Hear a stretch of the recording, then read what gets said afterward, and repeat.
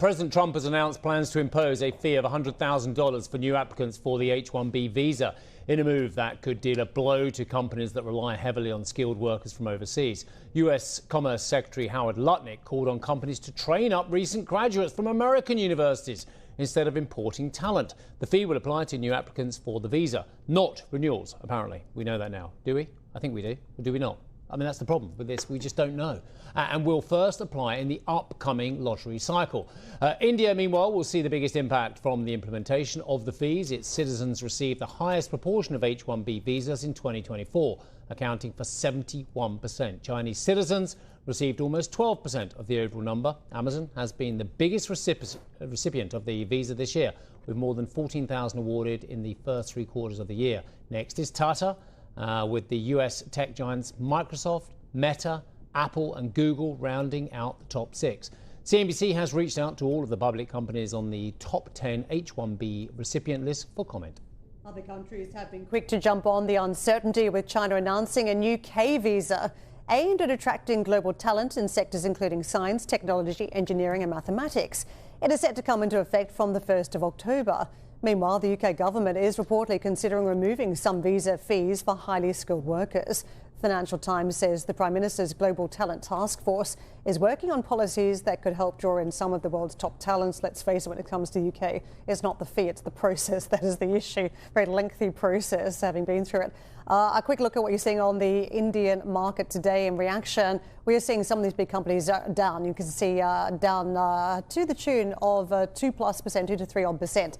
But let's get more on that India market reaction. Rima Tendulkar joins us now. Rima, thank you very much for joining us. We are seeing some concerns around the sector, namely the big consultancies, those that require a lot of tech talent. Just walk us through what the ramifications could be for new applications to the tune of 100K.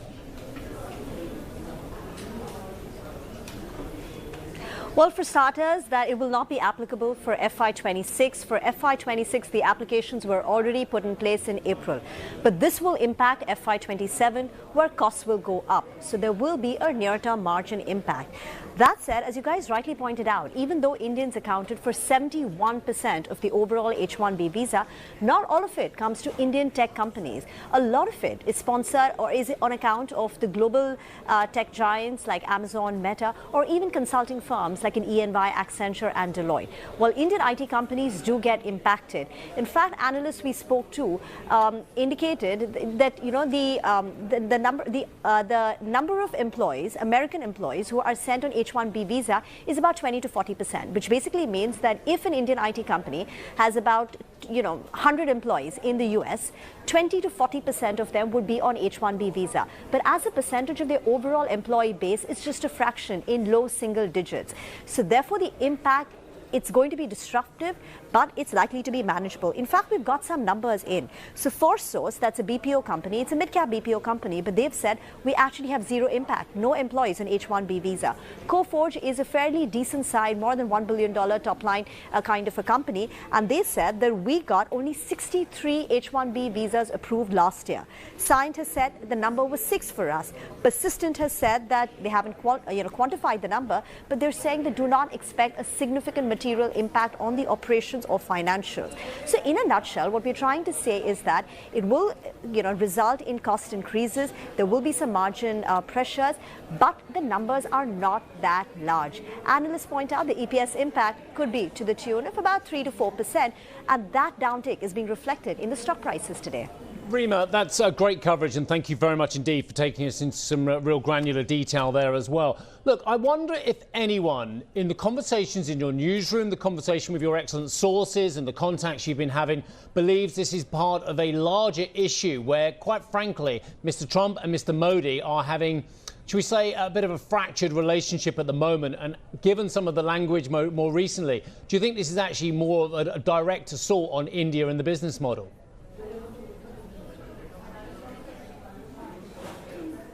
Well, indeed, it does seem that it's not just a war or an attack on Indian tech talent or the Indian technology industries, but a wider, perhaps, wider attack on India, given the fracturing of the relationships right now. In fact, we'd spoken to a diplomat over the weekend when this news just broke, and she sort of indicated that this is the lowest point we've seen in the India-US relations, at least in the last 2 decades. She was a former diplomat. So yes, it does seem like that, but right now we've got the Commerce Minister Piyush Goyal, who will be heading to the US for continuing the trade talks. And let's hope, because just a prior week, 10 days back, we were, thinking about, we thought that the relationships between US and India would thaw. Trump had wished and tweeted and written on social media, wishing Narendra Modi a very happy birthday, saying he's a very good friend. So the indications were that the relations would actually improve between India and US, and the hope was that by the end of the year, we would get some resolution, at least on the punitive additional tariff of 25%. But this has come in as a big blow because, the IT services India is the biggest export that goes out of India. So it's an attack directly on that. And yes, in a way it is, an indicative of the fracturing relations between the two countries. Rima, thank you very much for bringing us the latest there. Rima Tendulkar with us. Well, for more on how companies are scrambling to respond, you can check out cnbc.com. I think we're just hearing about India's various different visas there. And the reality is we're hearing about a ton of different visas from different countries. I was reading about Australia today, E3 visa they've got. We were just talking about a K visa out of China. And if you think about what the Chinese have now launched, effectively, it is very low. You don't need an invitation letter from an employer or actually an offer. You need to just have a background at a recognized university and be willing to engage in enterprise and some research. So they've really lowered the bar. And I think that's fascinating. Will mobile labor go to other places like China, other countries, the UK, if the UK is willing to bring down the access as well? Will we be ready recipients of this talent? And will it actually move the needle in terms of economic growth? Look, the caveat to what I'm about to say is there's a lot of unknowns in this one as well. We still don't know, regarding the process. On one moment, you've got the Commerce Secretary saying the fee would be applied annually. You've got Caroline Leavitt saying different things as well in the press conference over the weekend. So once again, the process is muddled and giving a lack of clarity to American companies and to global companies as well.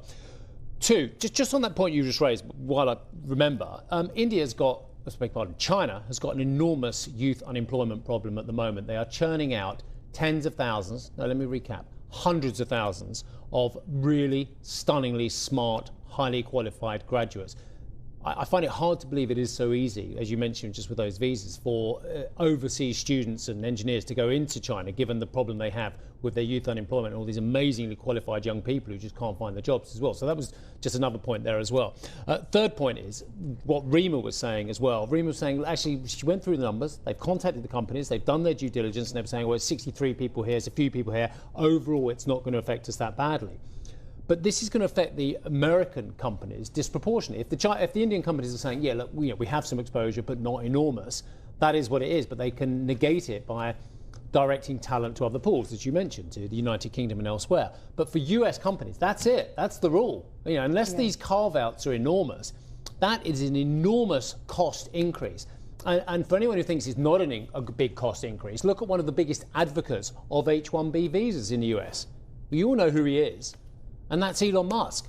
And he wouldn't be saying this if he didn't believe it's a material problem for not only his companies, but for US tech. I think the reality is it's always been expensive to recruit top talent from another country anyway, but a lot of companies have done it because the talent has been worthwhile. I'm an example of that. Let's hope that I was successful for this network. But it is really expensive by the time they pay for furniture to be moved overseas, relocation, settlement. I mean, you don't have the whole expat story where they pay for accommodation like they used to back in the day. But it is quite expensive. So to add another layer on top, is it just the catalyst that causes a break on that mobility of international work? The other points I'd make is it a reform of the existing system or is it something else? And this was what captured my attention, was the Netflix chairman, Reed Hastings, welcoming the changes, which is really extraordinary given the amount of tech talent they also require for the streaming service. But his view was that, look, if you eliminate the need for the lottery system that exists currently, it provides more certainty for those who actually get the visas.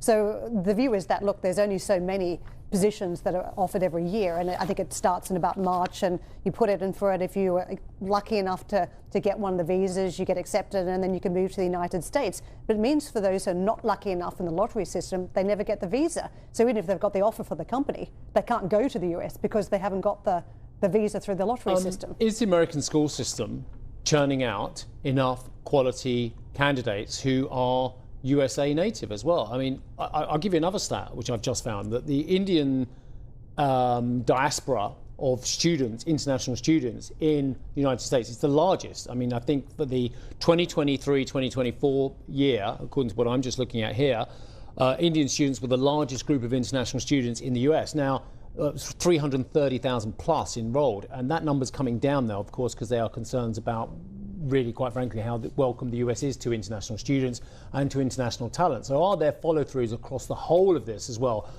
for the ability of America, if it is going to rely on more homegrown talent, to actually satiate the needs of not only big tech we mentioned earlier, but I'll just chuck it in the second time I've said it today because I've never heard the term before, for little tech as well, because it's not just the big companies who, quite frankly, can probably afford to pay $100,000 per visa. The small companies certainly can't. Yeah, don't forget these visas have plugged a hole in the sense that if you're a very ambitious person that wants to align with an ecosystem, namely in Silicon Valley, you use a lot of these visas to get the job done in terms of getting you across to another country and settled there. You take the visas away, you may take away some of the motivated talent as well. So let's see how that plays out. I don't see the UK necessarily until they change some of the rules and make it easier here. That for me, the process around the UK is so rigorous. It's so slow in terms of getting going. It's not necessarily the cost. There are so many hurdles to get past. So regulation, bureaucracy can be another issue. Well, I'll just add one thing as well, is that the UK has its own immigration issues. And we have heard... We saw that first time on the weekend, didn't we? Very strong opinions on both sides of the divide. I've been listening to both sides of the argument, and it's quite fascinating. We had James Reed, who's one of the biggest recruiters or recruitment companies in the United Kingdom, say we actually don't need as much immigration as we are having them illegal, by the way. I think illegal immigration, that's a completely different issue as well. But legal immigration, there is the school of thought. They get stirred in the same pot, don't they? Yeah, they do, and they shouldn't do, because they're very different. But the legal immigration, he's saying, look, we just don't need as many immigrants because we have such a large inactive population between the age of 16 and 64, a population which has 21% inactivity, which is quite extraordinary as well. So we don't. That's one side. The other side of the argument is, and quite I understand that as well, we are an aging population in which the older, retired demographic is relying on fewer and fewer workers now to support it in its old age, because we're an aging demographic. So we are going to need a massive influx of legal immigration. These are both very good arguments, and you know, hopefully people can have a sensible argument rather than getting too worked up about it in the United Kingdom.